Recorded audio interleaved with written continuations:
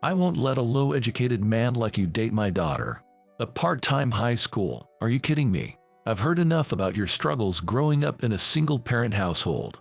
Why don't you just get lost? You're an eyesore." The man in front of me abruptly stood up, grabbed his cup, and splashed its lukewarm contents on me. It wasn't hot enough to burn, but it tore apart the last shreds of my pride.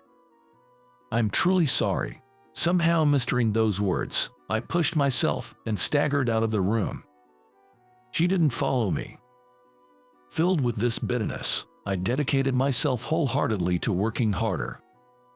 Years later, when I ran into my now father-in-law, who was an attorney, I could have never predicted what would unfold. This is the story of my life's turnaround. My name's Matthew. Currently, I work as a clerk at a law firm. Due to personal circumstances at home, I graduated from a part-time high school and was hired straight from my part-time job into this law firm. The boss, who knew about my situation, kindly employed me since I had been working part-time there since high school. I owe so much to the boss for taking in someone like me with just a high school diploma and no significant skills. Now, I'm learning various things while working. I'm doing my best to gain skills to be of help to the boss. I come from a single mother household, and I have a younger brother and sister. I hardly remember my father, but I believe he was a violent man when he drank. He was rarely home and was mostly out drinking, so as a young child, I didn't really know him. My brother and sister probably felt the same. There was a time when my father went on a rampage, and fearing for our safety, we fled our home. From then on, the four of us began living in a small apartment. In hindsight, I guess that's when my parents divorced. We settled in our current place after taking several train rides from our old home. The climate here is mild, and it rarely snows heavily during the winter. Given that my mother had a fragile constitution and often fell, this pleasant climate might have been comforting for her. After graduating middle school, I enrolled in a part-time high school to help with household expenses and took on numerous part-time jobs. I worked at places like convenience stores, gas stations, coffee shops, and even did some manual labor like road construction. Whenever I heard of a job opportunity, I jumped on it and juggled multiple jobs. One of those jobs was doing odd jobs at this law firm. While my tasks, such as affixing stamps to mail, organizing documents, and sorting printed materials, were fairly simple, the hourly wage was good and all the colleagues were just wonderful people. Because of this, I truly enjoyed my job and worked hard every day. After high school, I landed a job as a clerk. It was such a blessing. Another unforgettable job I had was at a tea room. It was a quaint little place run by a friend's uncle and boasted an array of teas, making it a hidden gem in the community. The owner's wife, known for her simple homemade baked goods, had an especially popular item, cookies that both my younger brother and sister couldn't get enough of. And in that tea room, I had a destiny-driven encounter. Her name was Alicia. She was my age, a petite girl. Her long black hair was tied back, swaying like a tail when she moved, something I found endearing. With a gentle aura around her, her calm manner of speaking and radiant smile was downright charming. Her passion for tea was evident, as she could talk endlessly about her favorites. I found that side of her so cute. I quickly fell for Alicia. Turns out, she had a soft spot for me too, and soon after, we started dating. For both of us, it was our first relationship, our first dates, our first time holding hands. We slowly but surely deepened our bond. Upon graduating high school, I secured a job at a law firm and had to leave my part-time job. Alicia, however, continued to work there while attending a local college. Every time I drop by the tea room after work, she greets me with a freshly brewed cup of tea. It became a daily routine for me to escort her to the train station after her shift. She secured a job in the spring of our 4th year together. With both of us stepping into the working world, I proposed to Alicia. My younger siblings had started high school, and my mom found steady work. Our home life was stabilizing, and I started to think about the future. When Alicia accepted my proposal, I was so overwhelmed with joy I broke down in tears. It felt too good to be true, almost frighteningly so. But our bliss was soon to be tested. Alicia came from what you might call an old money family, with a lineage of politicians and lawyers. Her grandfather had been a city councilman, and her father was a lawyer. Being the only child, she was doted upon. I was taken aback when I found out about her family's prominence, but she reassured me with a laugh, saying it wasn't a big deal. My folks are just overprotective and tend to spoil me. They wouldn't object to anyone I chose to be with.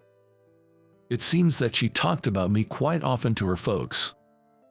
Feeling a touch of anxiety, I was heading to her parents' place, even though she assures me it's okay, telling me with sparkling eyes that they always listen with smiles on their faces. Her residence was a large, traditional-style home, enclosed by a grand fence in a quiet suburban neighborhood.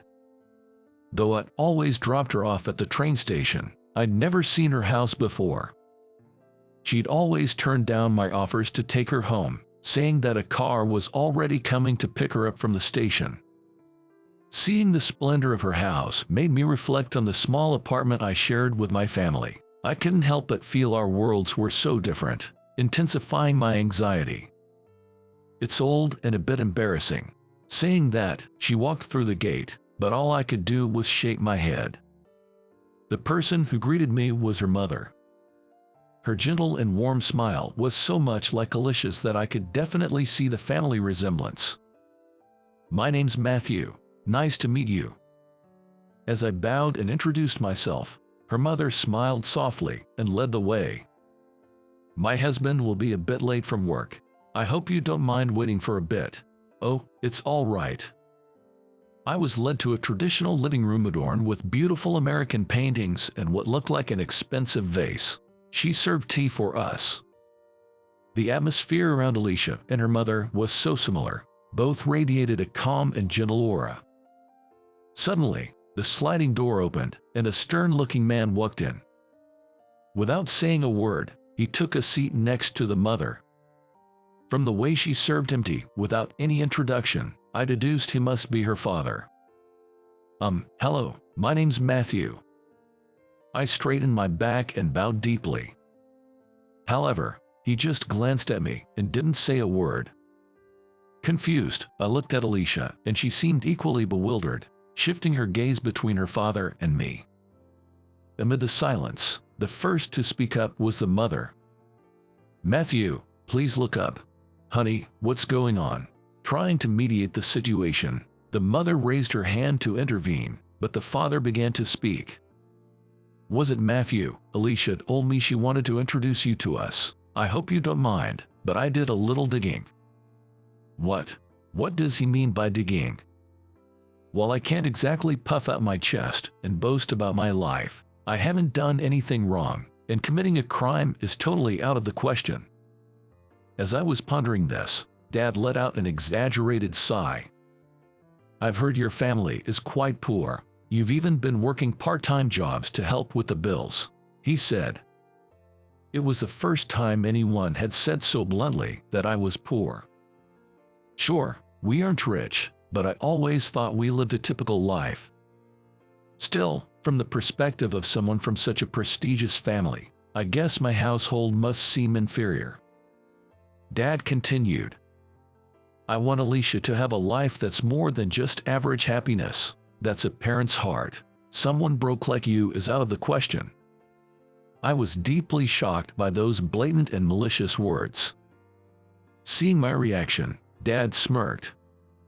It was clear as day that he was trying to corner me even more. "You only graduated from a night high school and didn't even go to college. What kind of job can a high school grad get? What kind of qualifications can you earn becoming a lawyer like me? Dream on. I want Alicia to marry a man even more respectable than me. You're not even in the running." Alicia looked as stunned by her dad's words and seemed at a loss for what to say. I was so shocked, I couldn't even lift my head. "I won't have my daughter marry an undereducated man like you. Are you making a joke by just graduating from a night school? I've heard enough of your sob stories about growing up in a single-parent home. Why don't you just scram? You're an eyesore."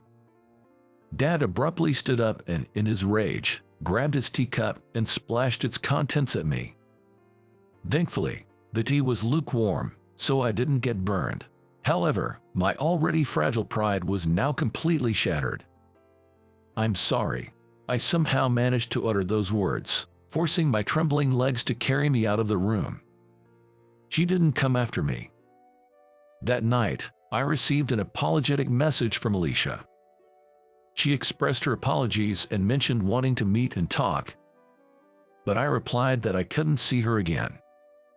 After being berated like that, I didn't feel I could sit down and have a calm conversation with her. My self-esteem was in tatters, and I felt like anything said to me would just make me feel even more insignificant. I couldn't find a way to measure up to her father. Marriage seemed impossible. In the end, we chose to part ways. And then, 10 years flew by.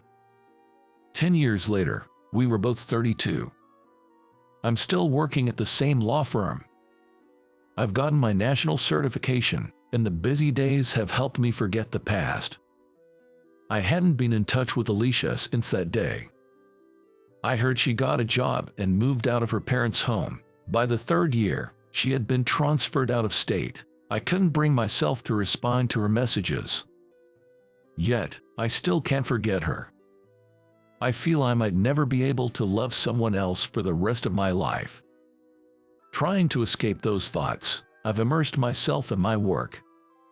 "Matthew, if you are going to the courthouse, could you drop off these documents for me?" A senior lawyer called out to me as he was about to leave. Today, I was scheduled to accompany the director to the courthouse. At the request of a senior colleague, I readily agreed and took the car keys. The director is like a second father to me. I've been under his wing since high school, so no matter how hard I try, I can't outshine him. He's always smiling and is a great personality, but I heard from a senior colleague that in his younger days, he was known as the Demon Nash. Even though I've been working here for 10 years, I'm still at the bottom of the pecking order in the office. That's why, when the director goes out, I often accompany him, acting like a secretary. Though it's not really my job anymore. When we arrived at the local court, similar to a county court, I parted ways with the director to deliver some documents a colleague had entrusted me with. These are probably documents for the next trial. Given the rush, today might be the deadline. After submitting the documents, I was heading to the restroom when I spotted a familiar face. I thought I might be mistaken for a moment, but it's a face I couldn't forget.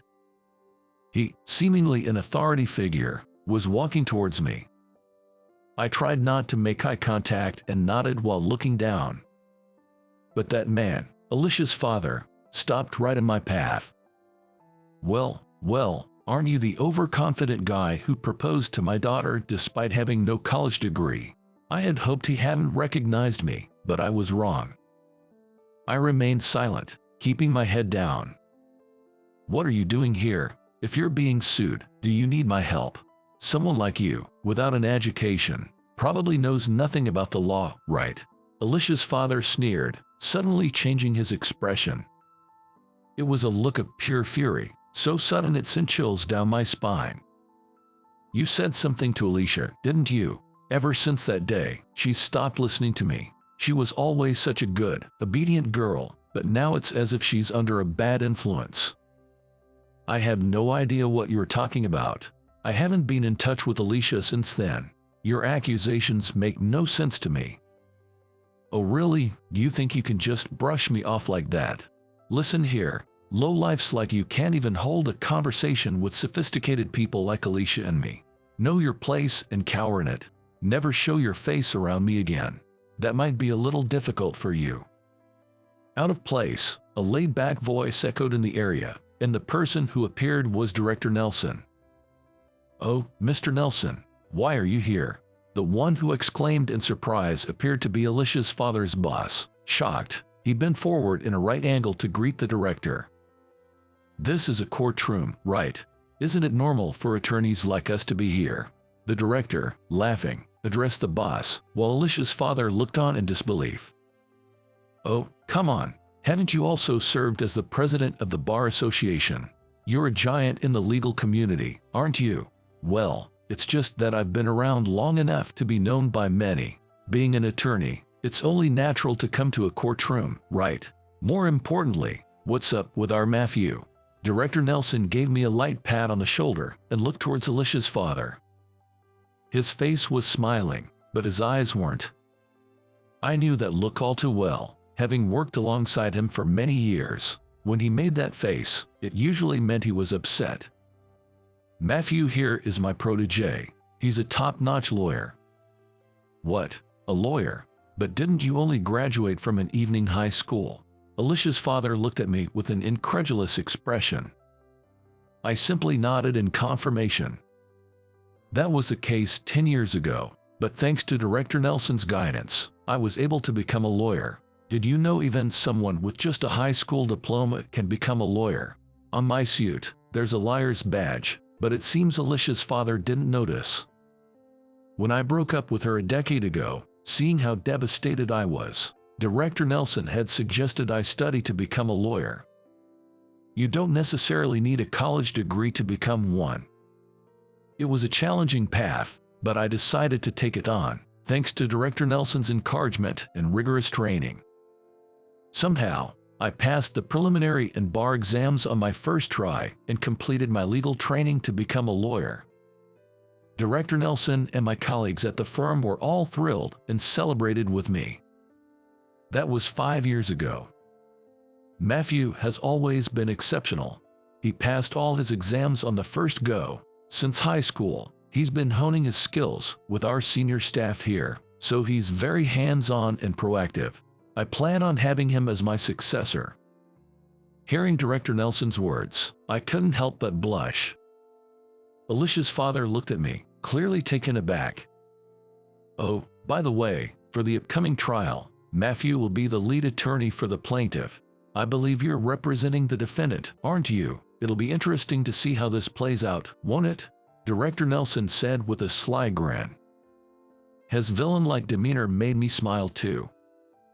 I've been mentored by this man for over a decade, so there's no way I'm backing down. I'm determined to show I can beat even the best lawyers out there. Seeing our confidence, Alicia's father turned pale. His boss was even trembling. "Well, see you around." With that, we left the scene. Since then, it had been a whirlwind of preparations for the trial. This time, it was a divorce case. Although mediation was attempted, the husband, the defendant, wasn't satisfied, taking the case to court. From our side, the main issues were securing the divorce and claiming alimony. The wife, our plaintiff, was resolute in her desire for divorce and had amassed a lot of evidence pointing to infidelity and domestic violence. The contents of the medical report submitted were so shocking that I found myself grimacing, and I was determined more than ever to win. On the day of the trial, I reassured the anxious plaintiff. "Don't worry, you're not fighting this battle alone."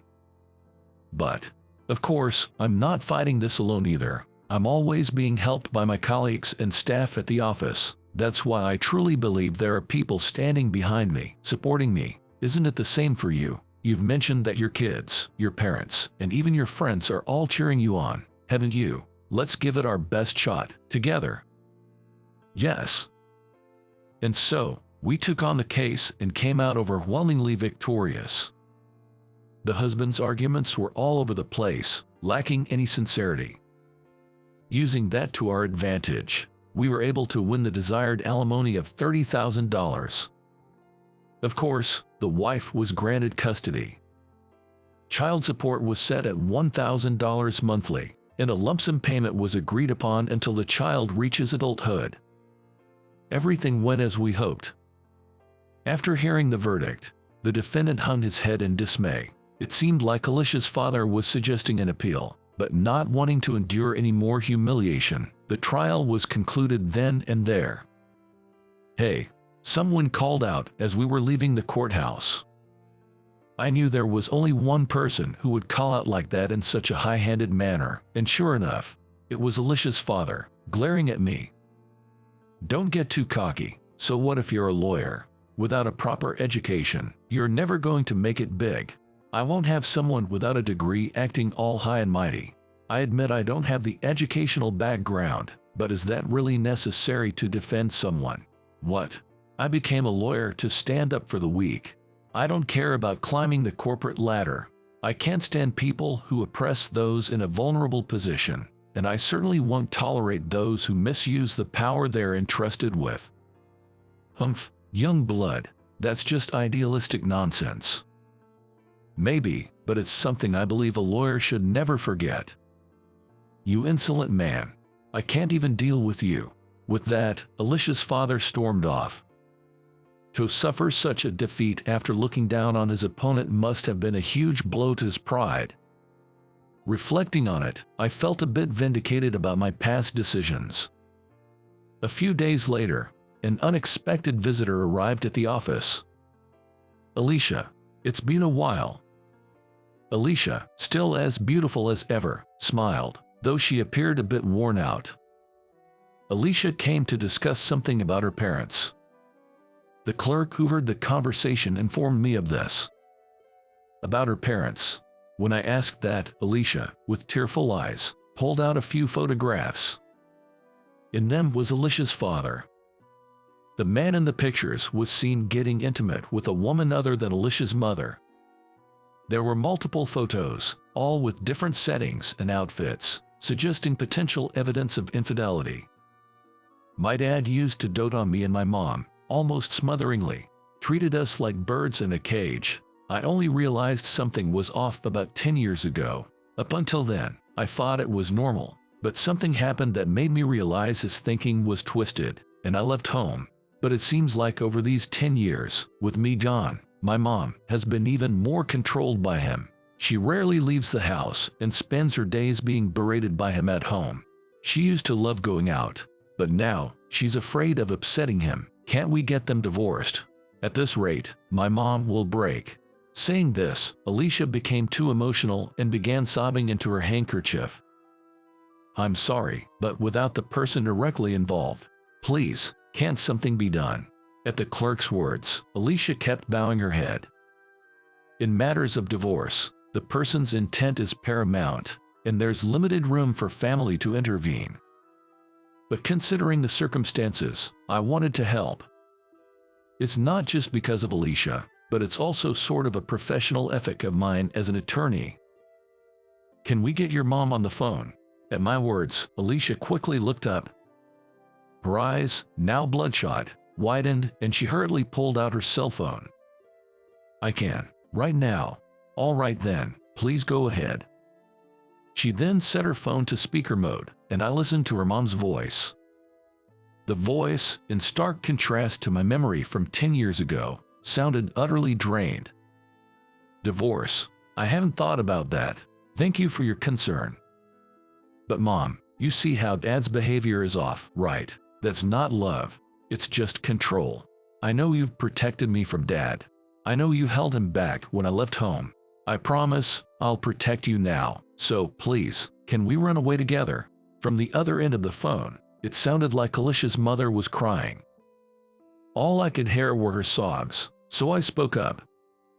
"I'm Matthew, an attorney. Divorce is extremely challenging. I can't necessarily recommend it. If your husband changes his ways, that would be best." "There's no way that's gonna happen," Alicia exclaimed. "I agree. That person probably won't change their deeply ingrained opinions after all these years. However, if you truly want to run away, it's a different story. If you're too frightened to speak up because of your husband, let me handle it. That's what lawyers are for." I felt Alicia's gaze on me. On the other end of the phone, Alicia's mom gave a small yes. Jess, thank you. With that, I was decided as her representative. Immediately, I had Alicia and her mom evacuate to a hotel out of state, because we didn't know what kind of treatment we'd receive again. I promptly sent a certified letter to Alicia's dad, proposing divorce negotiations. Of course, it included the evidence of infidelity that Alicia had brought. Probably right after he got it, Alicia's father called, furious. What's the meaning of this? Is this some kind of revenge? What have you done? Where are they? This isn't revenge. I've been officially asked by her wife. Those photos were prepared by her daughter. They both don't want to see you anymore, so I made the proposal as a representative. This is a marital issue. We'll settle it between us. You know that's not possible, right? You're a lawyer after all. Then, it's court. We'll settle this in court. That's fine with you. What? You're a respected lawyer. What will happen if your affair and domestic abuse become public? Your reputation will hit rock bottom, right? We have the evidence. Despite this, you still don't want to discuss a divorce settlement. You'd think a lawyer would consider that, but Alicia's father seemed really heated. I'll ask again. Do you want to go to court? To my slow question, a small understood came from the other end of the phone. After that, our demands were almost unconditionally met, and Alicia's parents were able to divorce. Though it wasn't made public, there's no smoke without fire, as they say. Alicia's father's affair was exposed in a weekly magazine, and his divorce became public, leading him to lose his influence bit by bit. He was fired from the firm he belonged to and apparently tried to start his own, but it seems it's not going so well. Well, in a profession where trust is everything, you can only say he brought it on himself. Then, I started dating Alicia again. She sincerely apologized for something that happened 10 years ago. We decided to rebuild our relationship from a friendship, but I was so touched by her kindness and positivity that I asked her out. Fast forward a year. We were both staring at a piece of paper. This is the most nervous I've ever been. It's okay. I got us 3 copies, just in case. As I shook from nerves, Alicia pulled out another copy of the same paper that was on the desk. It was a marriage registration form. After all the twists and turns, we decided to get married. I couldn't forget about Alicia for those 10 years, and apparently, she felt the same about me. We're both getting on in years, so we decided to make it official sooner rather than later. For our witnesses, we chose the owner of the cafe where we met and Director Nelson. Once it's submitted, we'll officially be a family. Are you sure you want to live with my mom? Alicia asked. We decided to live with her mother. She's slowly been regaining her health since then, but we felt we couldn't leave her alone given her occasional bouts of instability. She's your beloved mom, right? She's just as important to me. Thanks. Don't worry about my family. I've got siblings, and my mom says she's enjoying her life on her own. My mother, who used to be frail, is now in high spirits, going on solo trips and joining local choirs. My brother and sister each have their own families and are living happily. Suddenly, I looked up at the sky. It was a clear day with not a cloud in sight. Being able to submit our marriage registration on such a day, I feel truly blessed. I'm so happy. I couldn't help but voice my feelings. I used to struggle just to get by and couldn't really feel happiness, but now I have the person I love right by my side. Everyone around me lives with smiles on their faces, making those tough days seem like a lie. Back then, when Alicia's father scolded me harshly and threw his tea at me, I felt so humiliated and sad, but in a way, I think that experience led me to the life I have now. If I hadn't been so put down then, I might never have aimed to become a lawyer. I might not have put in the effort to get to where I am now. Maybe, in a way, I could even think of him as a benefactor. But still, I can never forgive what he did. You can't always say hard work pays off, but I can definitely say I'm glad I worked hard back then. It might be hindsight, but I'm happy now. Beside me, my girlfriend laughs. I smile back at her and tightly squeeze her hand. Man, I wish a beautiful girl would just fall from the sky right into my life. Saying such an unrealistic and silly thing, I close my young adult novel book. With 18 years of reading young adult novels under my belt, I can confidently say this. Stuff like what happens in young adult novels just doesn't happen in the real world.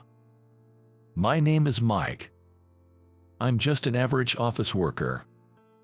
Lately, my main concern is the boss at work, who I just can't get along with.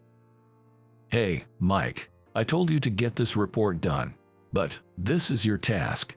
Don't backtalk me. It's kinda like that. It feels more like he's bullying rather than just not getting along. The boss's name is Steve. If I remember right, he's in his late 50s. I've heard he has a son about my age. Despite holding a respectable position and supposedly fulfilling his role as a father, my impression is that he's both figuratively and literally a small man. For the record, Steve's height is around 5 feet 3 inches. Well, I'm around 5 feet 5 inches, so I can't really say much about others. Anyway, every time I come into work, getting reprimanded by Steve has become a major stressor. At times like these, I dive into watching TV shows or reading young adult novels once I'm home. I've always loved the world of fiction. These days, they have a term called teenage delusion phase, but up until middle school, I truly believed I was someone special, and I never doubted that I'd get a special, beautiful girlfriend. But now, I'm turning 30 this year. The reality is clear. I'm not special or anything, just an average. The only regret I might have is not having a girlfriend yet. Most 30-year-olds are either married or at least have a significant other. But on closer thought, maybe I don't even fit that average mold. Maybe being average is actually pretty amazing. This is just too much. Lost in such thoughts, I attempted to escape reality by opening a game app on my cell phone. But just then, a notification pinged. It's rare for me to get messages, and when I checked the sender, it read Nina, making me jump up. The message said, "Hey, it's been a while. I'm sorry for the sudden request, but Mike, could you pretend to be my boyfriend?" I was taken aback by the unexpected content. Nina lived in the mansion right opposite my childhood home, and I've known her since we were in kindergarten.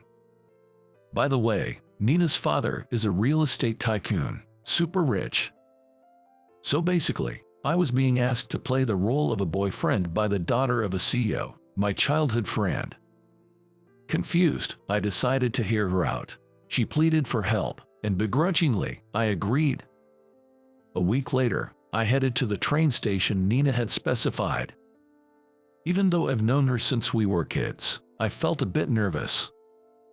After all, it's been roughly 11 years since I last saw Nina when she moved to New York for college. We had a reunion recently, but she couldn't make it due to her busy work schedule. Nina's 30 now.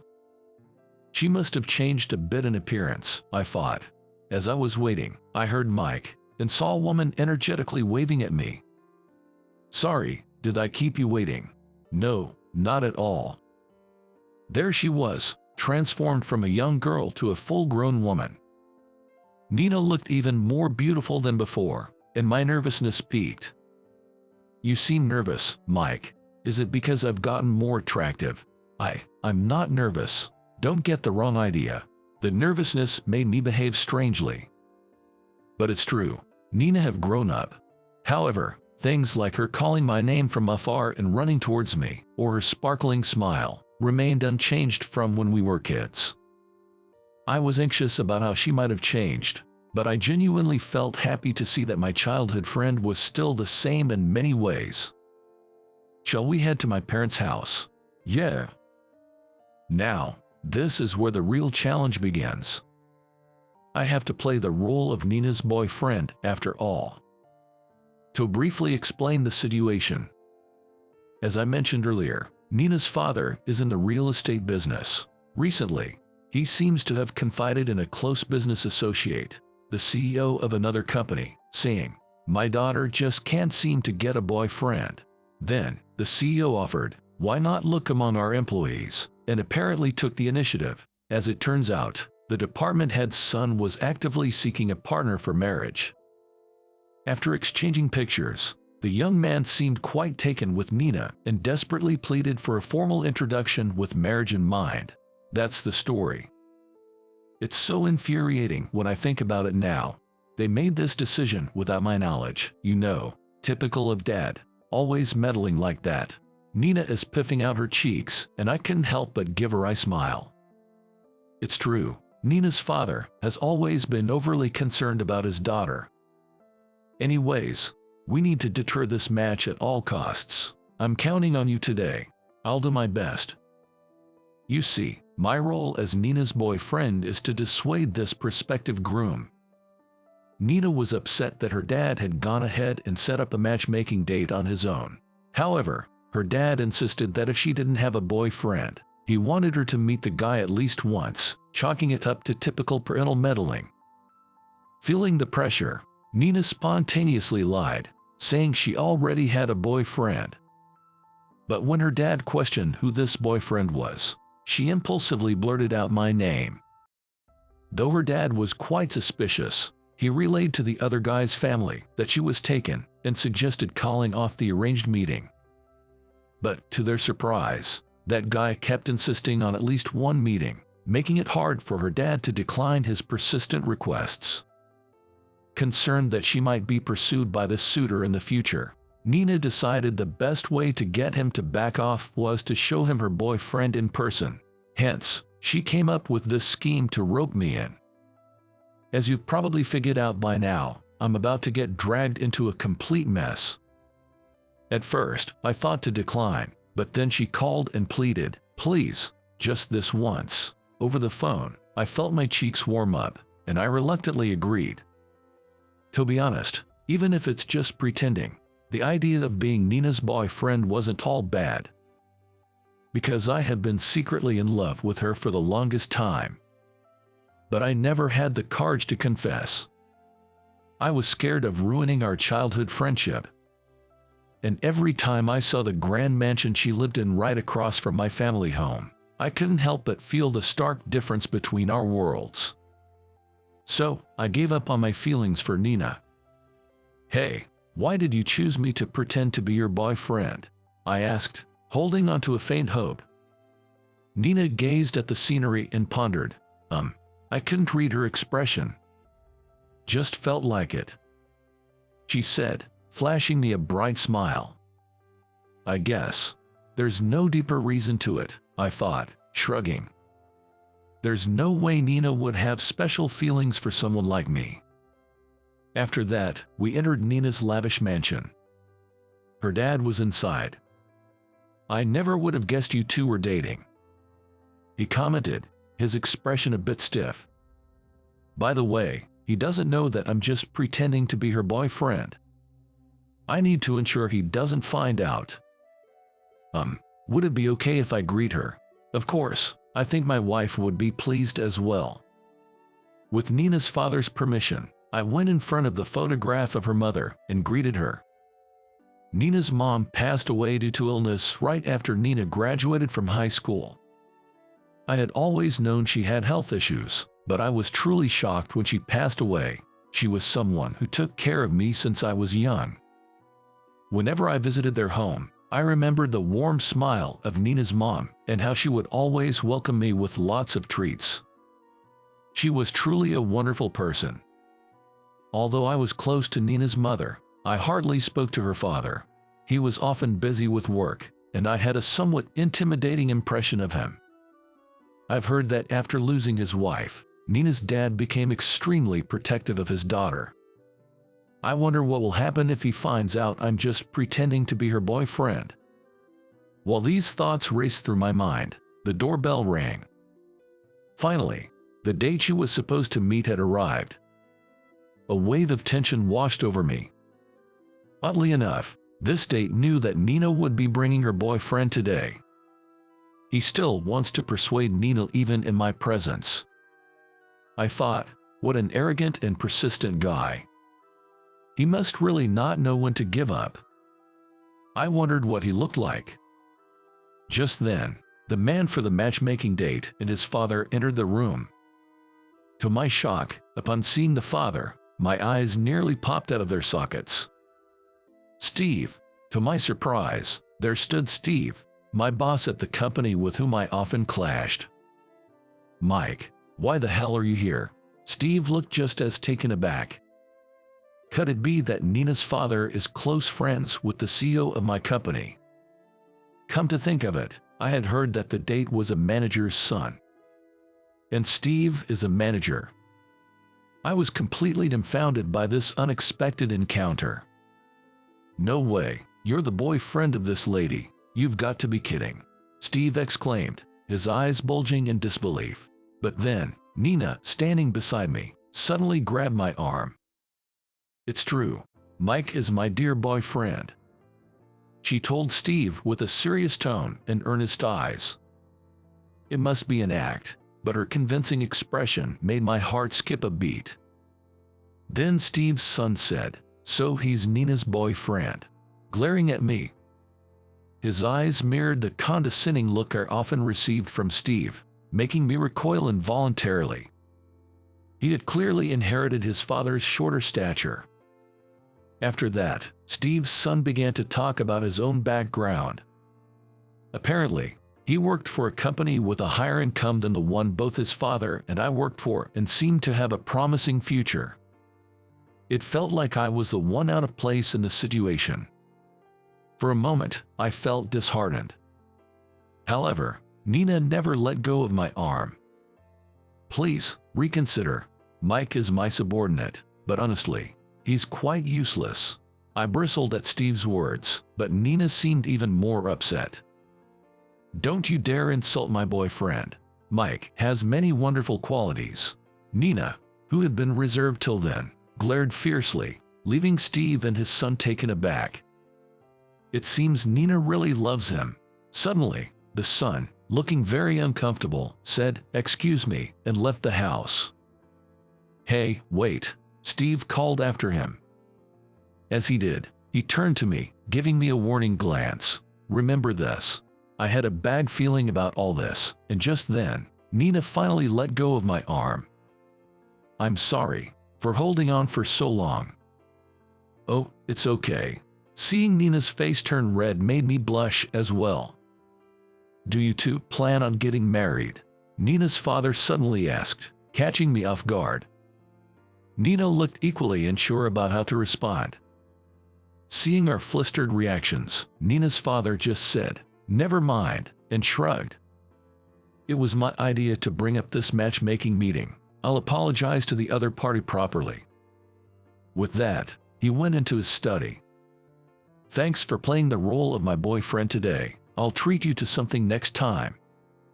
Because we couldn't risk being overheard, we stepped outside. After walking for a bit, Nina turned to me again to express her gratitude. No worries. Well then. Well, bye for now. Even if it was just for a day, being Nina's boyfriend felt nice.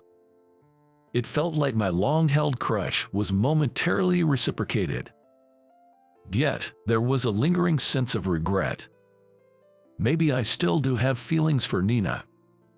I glanced back in the direction Nina had gone and shook my head, trying to clear my thoughts. The pretend relationship ends here. A few days later, at the office, Steve glared at me with fierce eyes. I felt a negative vibe, but to add to my surprise, I received a sudden job transfer notice. To my shock, the new location was in a rural branch. This was essentially a demotion. Hey, Steve, what's the meaning of this? Steve smirked. You embarrassed my son and me the other day.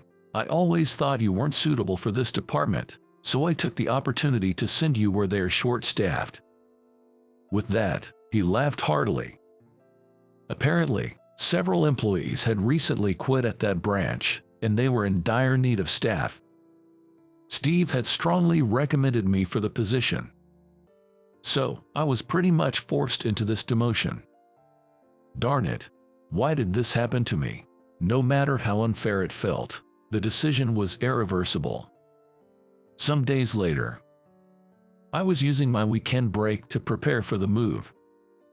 Even with the relocation allowance, moving expenses really hurt. As I lamented the situation, I ran out of packing tape.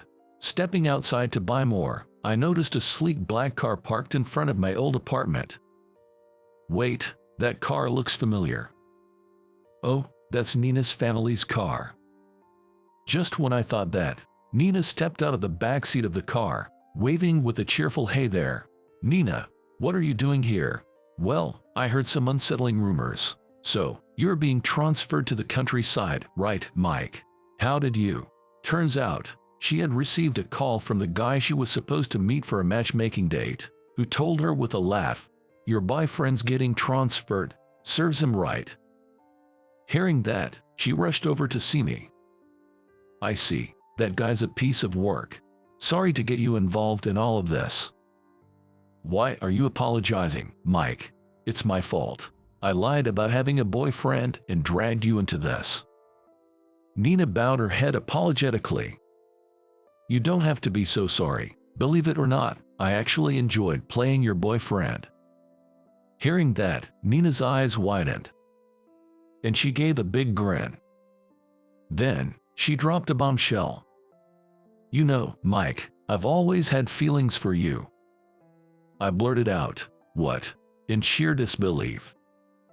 Nina blushed at my reaction. "Do you remember our middle school reunion the other day?" "Yeah, but you weren't there, right?"